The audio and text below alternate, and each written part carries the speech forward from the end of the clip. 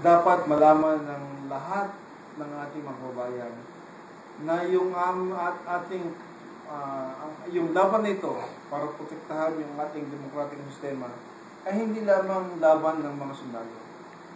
Laban natin lahat. Laban ng mga nasa gobyerno. Dahil yung imahen, yung efficiency ng ating government ay masusukat doon sa inefficiency ng kahit isang membro ng gobyerno. Dapat alam ng tao, lahat sa gobyerno, na iisa lang ang pinanggagalingan ng aming sweldo sa taong bayan.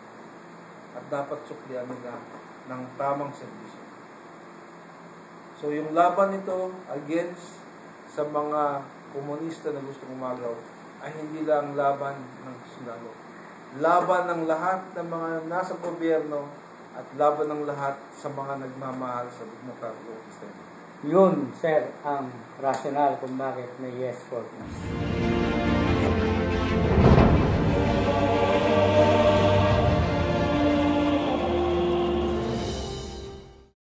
Ito is pampolitika ito na advocacy.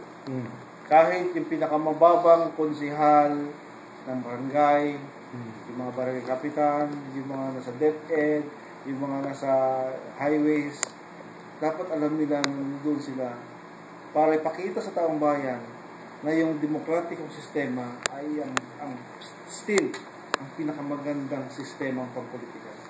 Dapat mamulat ng bawat tao sa gobyerno. Mas lalo na yung mga sundalo.